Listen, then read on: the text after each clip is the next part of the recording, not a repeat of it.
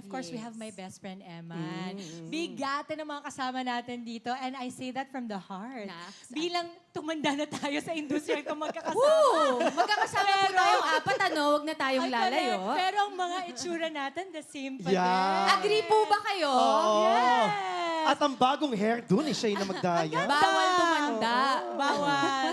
And JM, you look absolutely great. I'm so happy. You look amazing. Vampira din to, hindi din Pansinin nyo naman ang jawline ngayon. Kaya nga Oo. sabi ko, saan ba nabibili yan? Oo. Saan ba nabibili? Nagulat ako, sabi ko, apaka-gwapo naman talaga. Pinaghihirapan niya. Talaga? Pinaghihirapan. Sukatin ko lang. Pwede ba gayahin yan? Magaya yan? Pwede? Pwede. Oo. Okay lang yun, marami ka namang Sa taas, in-offer na no? iba. Oh, sige, turnover na natin, Dimples. Saan tayo mapunta? Ay, sakto-sakto, Miss Pat P.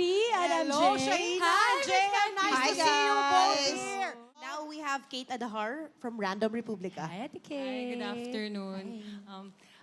Alam natin na hindi ganun kadami yung faith-based programs ngayon. On a personal level, ano yung naging impact sa inyo? May nagbago rin ba sa prayer life or faith life ninyo?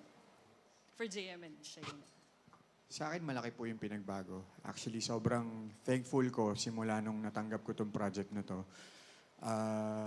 Before ko kasi siya matanggap, medyo nagsistruggle ako sa spiritual life ko and spiritual connection ko with God. Pero habang ginagawa namin to, na nakakausap-kausap ko si Eman, how I prepare for the role, nagme-meditate talaga ako to pray and para magkaroon ng connection kay God. And I do it every day before shoot or kung nasa bahay lang before I sleep. And masarap siya sa pakiramdam and nagkakaroon ako ng clarity.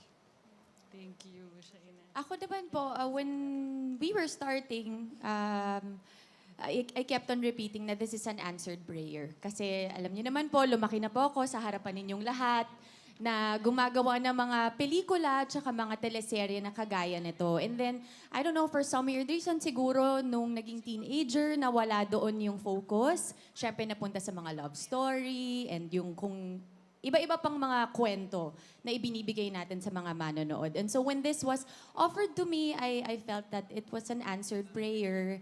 Tapos may bonus pa nga na tumagal pa kami ng ganito katagal, na umabot pa sa book 2.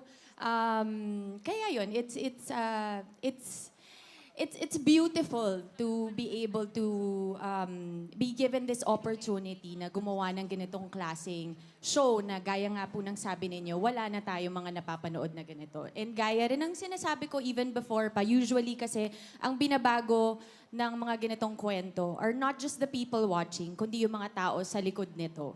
And so, yes, napakalaki ng impact nun.